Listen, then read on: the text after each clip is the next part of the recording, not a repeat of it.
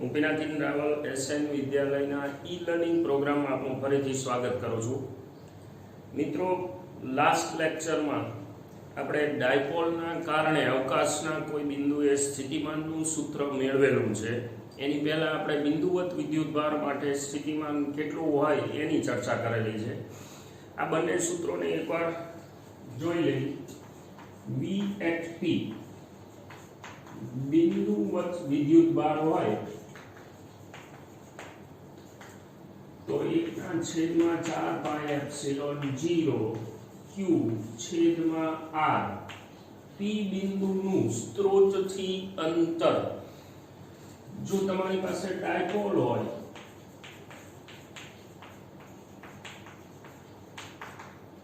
તો V at P is equal to અચળાંક P cos theta by R square. આમાં P એટલે કોણ? Dipole moment. R એટલે શું? ડાયપોલના મધ્ય બિંદુથી જે તે બિંદુનું અંતર, અને થીટા જે છે એ તે બિંદુનું નમન બતાવે છે મધ્ય બિંદુની સાપેક્ષમાં. ઓકે, આ બે સૂત્રો આપણી પાસે છે. માનો કે મિત્રો આપણી પાસે અસતત એવું તંત્ર હોય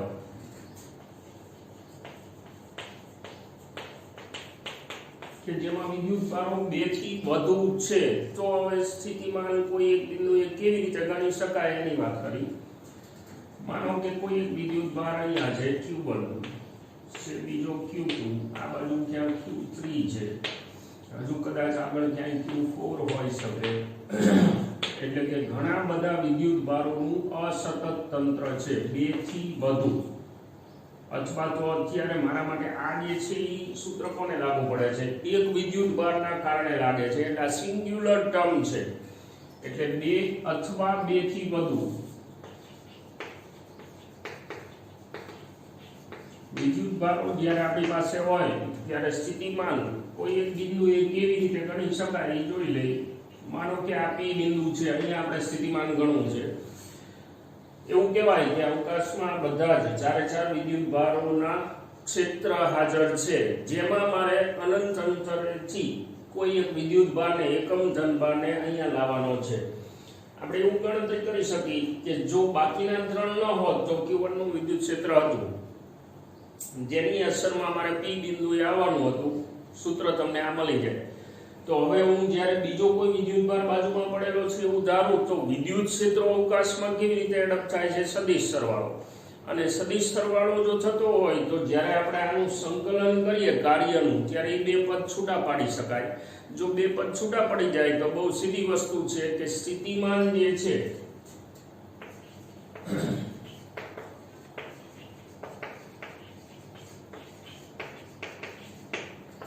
બૈજિક સરવાળાથી તમને મળી જાય. આ બૈજિક સરવાળો કોનો? સંપાતકણાનો સિદ્ધાંત અહીંયા લાગુ પાડી શકાય.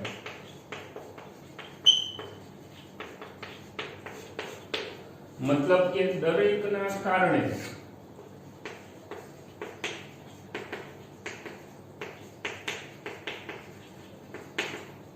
P બિંદુએ સ્થિતિમાન જે આવે એનો બૈજિક સરવાળો. તો V at P is equal to શું લખી શકાય? Q1 ના કારણે, એટલે V at P due to 1 લખું હું અહીંયા સંકેતીઓ વાપરી Vp1. એટલે શું સમજવાનું આમાં આપણે કે P બિંદુએ 1 ના કારણે સ્થિતિમાન, પછી P બિંદુએ 2 ના કારણે સ્થિતિમાન, પછી P બિંદુએ 3 ના કારણે સ્થિતિમાન, એન્ડ સો ઓન. કેટલા વિદ્યુતભારો હોય એ બધા. હવે એક્ચ્યુઅલમાં આ બેઝિક જે છે મેં કીધું એમ હમણાં આના જેવું કંઈ છે કે ભાઈ તમે કાર્યની ગણતરી કરવાના છો, ખાલી એક સ્ટેપ અહીંયા જોઈ લેજો. સ્થિતિમાન ગણવા માટે આવું કંઈક કાર્ય આપણે ગણશું. હવે જ્યારે 2 વિદ્યુતભારો કેવું કંઈક આવે તો અંદર શું લખશું આપણે? E1 E2 લાઈક આવું કંઈક. જો 2 વિદ્યુતભાર હોત તો. અને હવે આ સંકલન છે એને નિયમ પ્રમાણે તમે છૂટું પાડી શકો. E1.dr વત્તા સંકલન E2.dr मतलब કે આ પહેલાના કારણે કાર્ય, આ બીજાના કારણે કાર્ય, તો આવે છે શું? વૈદિક સરવાળો આવે છે. એટલે સંપાતપણાનો સિદ્ધાંત આપણે લગાડી શકીએ. હવે P બિંદુએ 1 ના કારણે સ્થિતિમાન લખવું હોય તો 1/4 પાઈ એપ્સિલોન 0 સ્ત્રોત તરીકે કોણ છે? Q1. પછી આમાં જે r દેખાય છે કયો છે? તો કે સ્ત્રોતથી અંતર. તો આપણે માટે સ્ત્રોતથી અંતર આમાં દેખાડેલું છે. આને હું rp1 કહી દઉં અથવા 1p જે લખીએ આપણે. મતલબ આ શું કહેવા માંગે છે? 1 થી p બિંદુનું અંતર આકૃતિમાં આપણે બતાવ્યું. વત્તા 1/4 પાઈ એપ્સિલોન 0 q2 ના છેદમાં rp2. मतलब કે આ જે અંતર આવે rp2 વત્તા 16. હવે વધારે આપણે કહીને લખવાની જરૂર નથી. વધુ વ્યાપક રીતે તમે આમાં અસંખ્ય પદ હોય તો ટોટલ સરવાળો આવી રીતે કરી શકો. 1/4 પાઈ એપ્સિલોન 0 કોમન રહેશે. સિગ્મા ચલ કોણ છે? qi, જુદા જુદા વિદ્યુત ભારો. પછી પોઈન્ટ ઓફ ઇન્ટરેસ્ટ કોમન છે p બિંદુ i, એટલે qi છેદમાં rpi. આ ટાઈપનું પદ આવ્યું 1 1 2 2. મતલબ i = 1 to n. આ વ્યાપક રીતે તમે p બિંદુએ સ્થિતિમાન સંપાતપણાના સિદ્ધાંતના આધારે ગણતરી કરી શકો. ઓકે, પ્રશ્ન એવો થાય કે આજે સ્થિતિમાન આપણે ગણ્યું, શેના માટે ગણ્યું છે? અસતત તંત્ર માટે. તો હવે એવી રીતે સતત તંત્ર હોય તો શું થાય? સતત તંત્રના કારણે તો એક ઉદાહરણ લઈએ આપણે. માનો કે રેખીય વિતરણ છે આપણી પાસે. આના ઉપર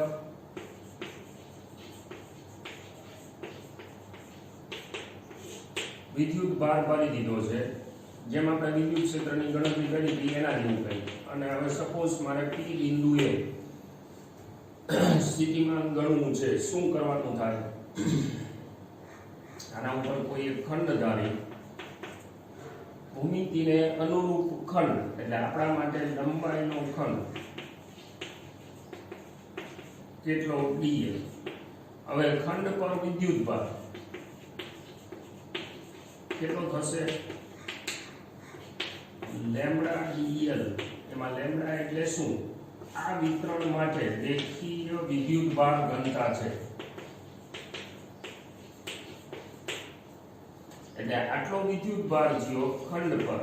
હવે આ બિંદુવત વિદ્યુત ભાર છે તો dq ના કારણે આ જગ્યાએ સ્થિતિમાન કેટલું થાય આપણે લખી હતી. એટલે ખંડના કારણે p બિંદુએ સ્થિતિમાન v at p is equal to આ ખંડના કારણે છે અચળાંક, પછી વિદ્યુત ભાર સ્ત્રોત આપણા માટે કોણ? લેમ્બડા dl છેદમાં અને હું rp કહી દઉં. એટલે કે p બિંદુનું ખંડથી અંતર. અને હવે આ જે આવ્યું એ p બિંદુએ ખંડના કારણે છે. તો કુલ સ્થિતિમાન જોતું હોય તો શું કરવાનું આવે? આવા બધા પદનો સમગ્ર લંબાઈ પર સરવાળો. એમાં અંતર જે છે એ વારાફરતી આ બધા ખંડના આવતા જાય, જે ભૂમિતિના આધારે આપેલ સંદર્ભ ઉપરથી કેલ્ક્યુલેટ કરી શકાય. દાખલા આવશે એટલે આપણે ચર્ચા કરશું. રેડી? હવે માની લો કે આ રેખીયને બદલે પૃષ્ઠ વિતરણ હોય તો સિગ્મા લાગશે. કદ વિતરણ હોય તો અહીંયા રો લાગશે. અહીંયા આવશે સિગ્મા dx ક્ષેત્રફળ અથવા રો dv કદ ખંડ આવશે. બીજું કઈ આમાં ખાસ ફેર ન પડે. છેદમાં શું આવે? જે તે ખંડથી અંતર લેવાનું અને પછી એનો જે તે ભૂમિતિ પર સરવાળો કરવાનો. આપણે જે ખાસ તંત્રની વાત કરેલી હતી કવચની, એને યાદ કરી લઈએ.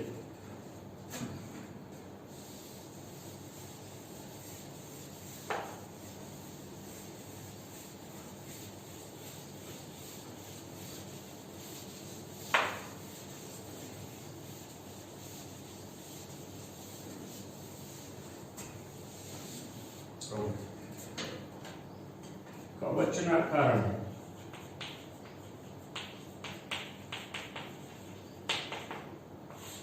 સ્થિતિમાન હવે આ જે છે કવચના કારણે સ્થિતિમાન એને આપણે જેમ વિદ્યુત ક્ષેત્ર બે ભાગમાં ગણેલું છે, ત્રણ ભાગમાં સોરી, એક અંદરનો ભાગ, એક બહારનો ભાગ અને એક કવચ પોતે. વિદ્યુત ક્ષેત્રો જો યાદ આવે તો r લેસ ધેન r માટે કવચ હોય તો E બરાબર શું હતું 0, r greater than equal to r માટે શું હતું E is equal to 4 pi q by r square. બહારના બિંદુ માટે એટલે બિંદુવત વિદ્યુત ભાર જેવું વર્તન કરે વિદ્યુત ક્ષેત્ર એનું એ રીતનું હતું અને અંદર 0 હતું. હવે આપણે સ્થિતિમાન ગણવું છે. એ જ રીતે number 1 r greater than r માટે માનો કે આ કવચ છે, કવચ ઉપર ધારો કે કુલ વિદ્યુત ભાર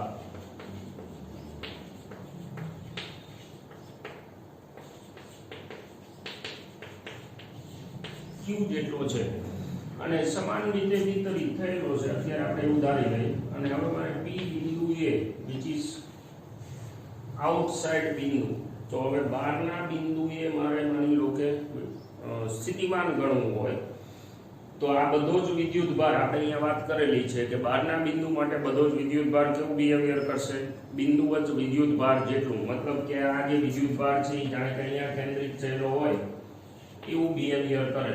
હવે જો એવું હોય તો p બિંદુએ આ સંજોગોમાં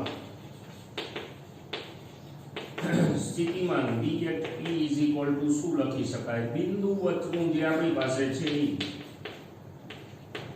q ના છેદમાં r, મતલબ કે તમે જે અંતરે ઊભા છો એ અંતર શરત સાથે બહારનું બિંદુ છે ગ્રેટર ધેન કેપિટલ R છે, મતલબ કે કવચની ત્રિજ્યા કરતા વધારે અંતરે છે.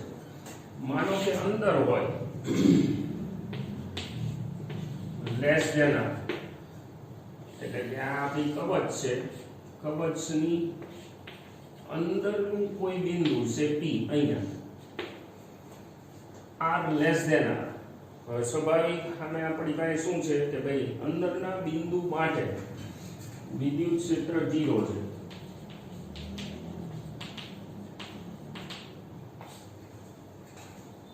સ્થિતિમાન 0 ન થાય, બે અલગ વસ્તુ છે. વિદ્યુત ક્ષેત્ર 0 છે એ આપણે સાબિત કરી દીધું છે ગાઉસના નિયમની મદદથી. સ્થિતિમાન શું છે, અનંત અંતરેથી એકમ ધનભારને લાવતા કરવું પડતું કાર્ય. તો સ્વાભાવિક છે કે મારે અનંત અંતરેથી આવવાનું છે તો અહીં સુધી આવતા તો કાર્ય થાય, દેખાય છે કાર્ય જે છે એ અનંત અંતરેથી આવો તો બહારના વિસ્તારમાં તો આનું વિદ્યુત ક્ષેત્ર હાજર છે, અંદર નથી. તો આ આખી જે પ્રક્રિયા છે અનંતથી p બિંદુએ આવવાની એને હું બે ભાગમાં વહેંચી દઉં. એક અનંતથી સપાટી સુધી એને હું w1 કહી દઉં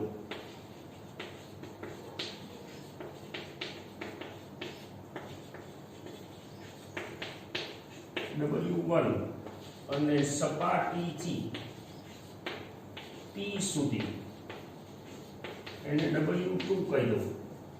બે ભાગમાં વહેંચી દીધું છે, એક અનંતથી અહીં સુધી અને એક અહીંથી અહીંયા સુધી. હવે અનંતથી p સુધી આવો તો તમે બહારના બિંદુએ આવો છો, બહારના બિંદુ માટેનું સ્થિતિમાનનું સૂત્ર આ છે એટલે એમાં તમે r greater than equal to r માટે સેમ વસ્તુ લખી શકો. તો p બિંદુ સુધી w1 બરાબર શું થશે, 1/4 pi epsilon 0 capital Q by capital R. અહીં સુધીનું કાર્ય જે ઓલરેડી આપણી પાસે છે. હવે અહીંયાથી અંદર w2 naturally we can write 0 થાય, કારણ કે અંદર વિદ્યુત ક્ષેત્ર કેવું છે, શૂન્ય છે. જો વિદ્યુત ક્ષેત્ર શૂન્ય હોય તો w2 કાર્ય શૂન્ય થાય. તો પછી v at p is equal to w1 plus w2. આમાં w12 શું છે, એકમ ધનભારને લાવવા માટેનું કાર્ય છે. એટલે હવે આ સ્થિતિમાન પોતે જ u બંનેનો સરવાળો એટલે કે 4 pi epsilon 0 q by r v at p. આનો મતલબ શું, માનો કે આ p બિંદુ અહીંયા હોત તો આ p બિંદુ અહીંયા હોત તો તમે અંદર તો મફતમાં આટા મારી શકો. એટલે બહાર જે આવો છો તમે અનંત અંતરેથી સપાટી સુધી અહીંયાનું કાર્ય આવે. અંદર કોઈ પણ બિંદુએ તમે જાઓ તો એક્સ્ટ્રા વધારાનું કાર્ય કરવાનું થતું નથી. તો એવું વિધાન કરી શકાય કે કવચ માટે, પર્ટિક્યુલરલી કવચની જ વાત થાય છે, કવચ માટે કવચની અંદરના દરેક બિંદુનું સ્થિતિમાન સરખું હોય. કેટલું? સપાટી પરના બિંદુ છે, સપાટી પરના બિંદુનું જે સ્થિતિમાન હોય એ જ સ્થિતિમાન કવચની અંદરના બિંદુનું આવશે, કારણ કે એક્સ્ટ્રા વર્ક પછી કરવાનું થતું નથી. તો કવચના કારણે સ્થિતિમાન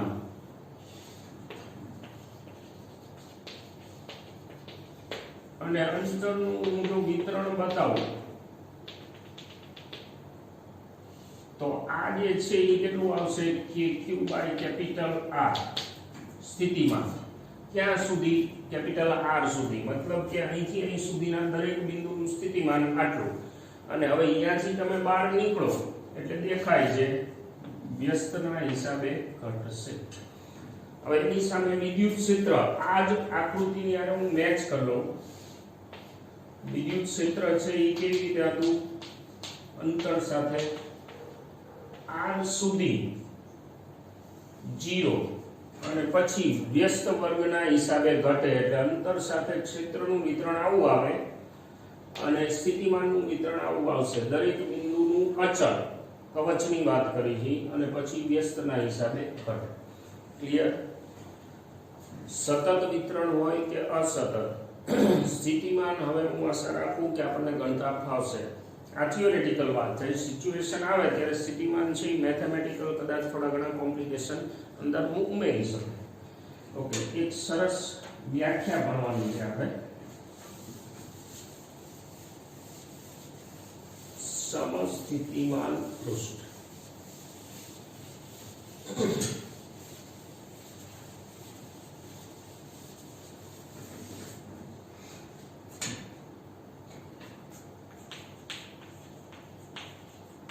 સમસ્થિતિમાન પૃષ્ઠ શબ્દ પોતે એની વ્યાખ્યા છે. સમસ્થિતિમાન મતલબ સ્થિતિમાન સરખા હોય એવું સપાટી પૃષ્ઠ. વ્યાખ્યા કરી લઈ. એવી સપાટી, વિદ્યુતભાર વિતરણની આસપાસ એવી સપાટી કે જેના પરના દરેક બિંદુના સ્થિતિમાન સરખા હોય. હવે આ સમસ્થિતિમાન પૃષ્ઠ છે એનું ભૌતિક મહત્વ તો છે ને, આગળ જતા આપણે ચર્ચા કરશું. પહેલા જુદા જુદા વિતરણ માટે આ સમસ્થિતિમાન પૃષ્ઠ કેવા હોઈ શકે એની વાત કરીએ. માનો કે બિંદુવત વિદ્યુતભાર છે આપણી પાસે Q. અત્યારે આપણે એવું વિચારી લઈએ કે ગ્રેટર ધેન 0 છે. તો હવે અહીંથી આનું ક્ષેત્ર કેવું હશે યાદ કરો. પછી બહારની બાજુ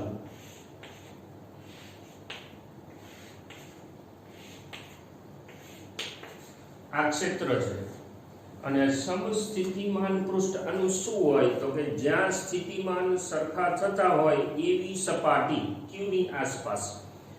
તો સ્થિતિમાનનું સૂત્ર આના માટે યાદ કરીએ. શું આવશે? V is equal to KQ by R. આ સૂત્ર છે. આમાં K એટલે 1/4πε0 અને સ્ત્રોત અંતર બતાવે છે સ્ત્રોતથી. હું ધારો કે Q ને કેન્દ્ર તરીકે લઈ અને એક R1 ત્રિજ્યાનો ગોળો વિચારું.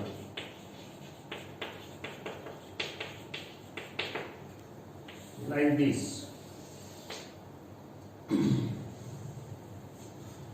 કે જેની ત્રિજ્યા છે એ R1 છે. તો હવે આ જે ગોળો આવે છે એની સપાટી પરના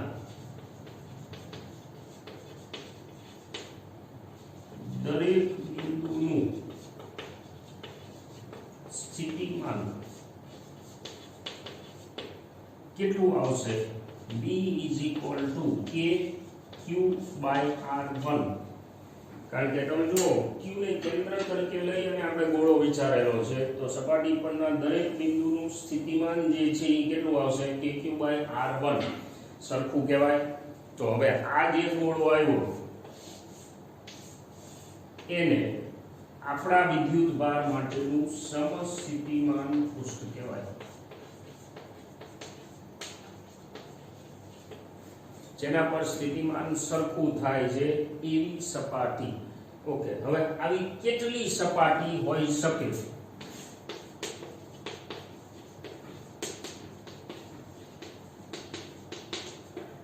અસંખ્ય દેખાય છે, કારણ કે હું R2 ત્રિજ્યાનો ગોળો વિચારું, R4 ત્રિજ્યાનો, R5 ત્રિજ્યાનો, જ્યાં સુધી આપણે હિંમત હોય ત્યાં સુધી. પણ એક શરત કે દરેકમાં Q પોતે કેવો રહેવો જોઈએ? કેન્દ્રમાં.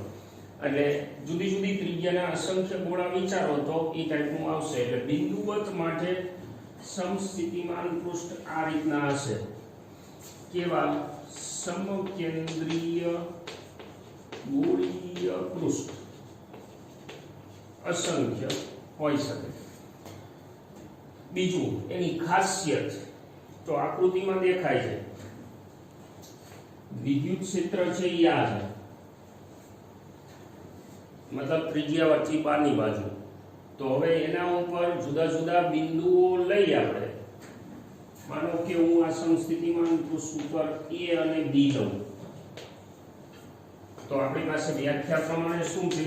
VA બરાબર VB છે સમસ્થિતિમાન પૃષ્ઠ, અને કેટલું અહીં લખેલું છે? KQ/R1 જેટલું. તો ડેલ્ટા B એટલે કે VB - VA બરાબર શું થાય? 0. હવે સ્થિતિમાનની વ્યાખ્યા છે, સ્થિતિમાનના તફાવતને યાદ કરો. ક્ષેત્રમાંના કોઈ એક બિંદુથી ક્ષેત્રમાંના કોઈ બીજા બિંદુ સુધી. એટલે માનો કે હું આ ડેલ્ટા B માટે આવું લખું, VB - VA A to B, મતલબ કે કોઈ એક વિદ્યુત ભારને મારે આમ લઈ જવો છે. E.dl બાહ્ય બળ દ્વારા કાર્ય, બાહ્ય બળ દ્વારા કાર્ય આટલું કરવાનું થાય. આ આપણી પાસે બેઝ વ્યાખ્યા છે. હવે તમે જુઓ આમાં કે ભાઈ આ ડેલ્ટા તો કેટલો છે? 0. તો એનો સીધો મતલબ શું થયો? આ બાજુ ત્રણ પદ પડ્યા છે. either E is 0 or સ્થાનાંતર is 0 or cos theta is 0. કારણ કે આની અંદર ત્રણ પદ છે, એટલે E પછી dl અને cos theta. આમાં થીટા એટલે કોણ? વિદ્યુત ક્ષેત્ર અને તમારા સ્થાનાંતર વચ્ચેનું ખૂણો. ઓકે, વિદ્યુત ક્ષેત્ર 0 છે? ના. KQ/R² દેખાય છે. તમારું સ્થાનાંતર જે છે એ A થી B સુધીમાં 0 થયું કહેવાય? ના, એ આપણને ખબર છે. તો ફરજિયાત થઈ ગયું cos થીટા બરાબર 0 થાય, અને cos થીટા બરાબર 0 થાય તો થીટા બરાબર શું હોય? 90. આ ખાસિયત સમસ્થિતિમાન પૃષ્ઠની ખાસિયત. સમસ્થિતિમાન પૃષ્ઠ પરના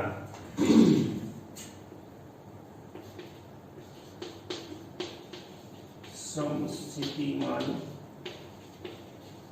પૃષ્ઠ પરના દરેક બિંદુએ વિદ્યુત ક્ષેત્ર પૃષ્ઠને લંબ જ હોય. આ મુદ્દો ખાસ આપણે ધ્યાનમાં રાખવાનો છે. અસંખ્ય હોઈ શકે પૃષ્ઠ, અને પૃષ્ઠ પરના દરેક બિંદુએ વિદ્યુત ક્ષેત્ર જે છે એ પૃષ્ઠને લંબ જ હોય. અને ફાયદો શું? તો કે સમસ્થિતિમાન પૃષ્ઠ પર એક વિદ્યુત ભારને તમે એક બિંદુથી બીજા બિંદુએ લઈ જાઓ તો કોઈ જાતનું કાર્ય કરવાનું થતું નથી. કોઈ જાતનું કાર્ય અંદર કરવાનું ન થાય. ઓકે, માનો કે આ તો બિંદુવત વિદ્યુત ભારનું સ્થિતિમાન છે, પણ આપણે માનો કે બીજા કોઈ વિતરણ માટે સ્થિતિમાન લેવું છે. લાઈક મારી પાસે નિયમિત વિદ્યુત ભાર વિતરણ છે.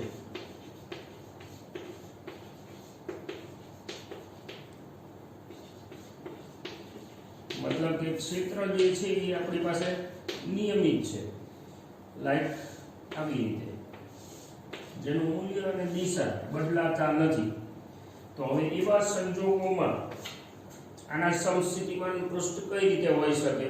આપણો જે મુદ્દો છે એ કે ભાઈ હું અહીંયા એક સપાટી આવી વિચારું,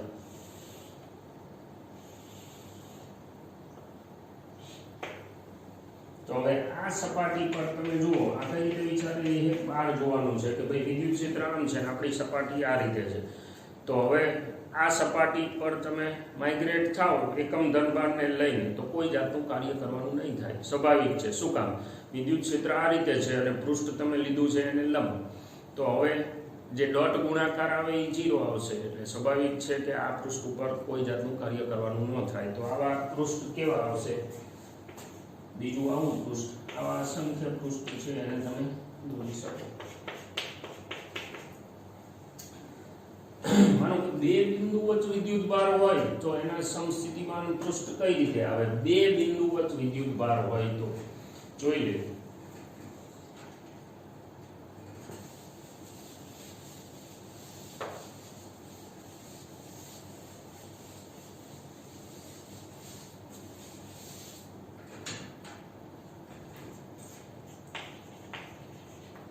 બે બિંદુ વચ્ચે લાઈક અત્યાર પૂરતું હું એવું વિચારું કે આ બંને ધન છે આપણી પાસે.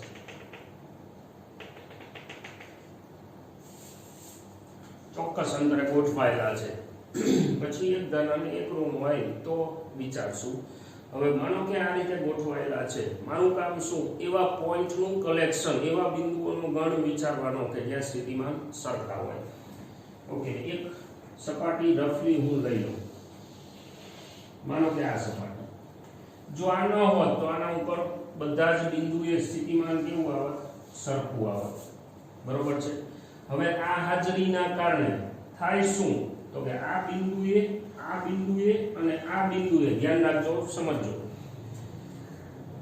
બીજા વિદ્યુતભારની હાજરીના કારણે આ બિંદુએ સ્થિતિમાન એડ થશે. હવે આ બિંદુ તમે જો આનાથી નજીક છે તો આ જે ગોળો છે એ વિદ્યુતભાર નંબર 1 ના કારણે સપોઝ 5 વોલ્ટનો હોય સ્થિતિમાન, 5 વોલ્ટ છે. તો હવે આના કારણે અહીંયા એડ થશે, પછી અહીંયા એડ થશે, અહીંયા એડ થશે.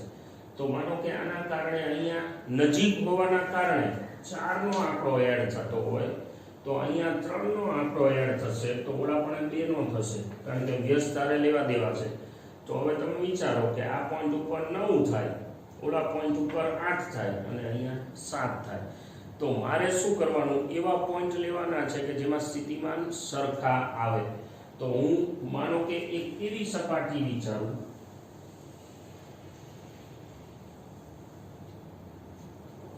ઓલા પણ રિસેટ આપણે ખેંચી લીધી છે. તો હવે શું બનશે? આ ધનભારના કારણે માનો કે આ જે ધનભાર છે એના કારણે અહીંયા સ્થિતિમાન એડ થાય. પછી એવી જ રીતે માની લો કે અહીંયા તમે આવો, અહીંયા આવો. આ 3 જ પોઈન્ટ આપણે સમજવાના છે. મેં શું કર્યું? આ સપાટી દબાવેલી છે. હવે ધનના કારણે અહીંયા શું હતું? 5 હતું. નંબર 1 વિદ્યુતભારના કારણે નજીક લાવ્યો એટલે 5 નું 6 7 એટલે કે વધી ગયું, એવું થયું. હવે પેલાના કારણે અહીંયા ઓછું હતું, તમે નજીક લાવ્યા એટલે એ વધી ગયું, મતલબ કે એ આંકડો જે છે એ વધી જાય છે. પછી હું માનો કે આ પોઈન્ટ ઉપર આવું તો ઓલા કરતા કમ્પેરેટિવલી નજીક લાવ્યા તો પછી 5 ના કારણે આ પોઈન્ટ ઉપર વધી ગયું સ્થિતિમાન. હવે આના કારણે તમે એનાથી નજીક આવ્યા છો તો વધી ગયું. પછી એવી જ રીતે આ પોઈન્ટ તો એઝ ઇટ ઇઝ જ રહ્યો છે. મતલબ શું થયો? કે જે પૃષ્ઠ હતું એ પૃષ્ઠના આંકડા પહેલાના સ્થિતિમાનની કમ્પેરિઝનમાં બે વિદ્યુતભારના કારણે વધી જાય છે. એટલે પહેલા કેવા હતા? 9 8 7 અને હવે શું? તો કે કદાચ 15 14 એવું થયું. તો મારે વિચારવાનું થાય એવી રીતે કે આ જે પૃષ્ઠ હતું જેના ઉપર આના એકના કારણે ચોક્કસ આંકડો હતો. હવે આના કારણે આંકડો જે છે એ એડ કરતા જઈ તો હું એક આવી સપાટી વિચારી શકું.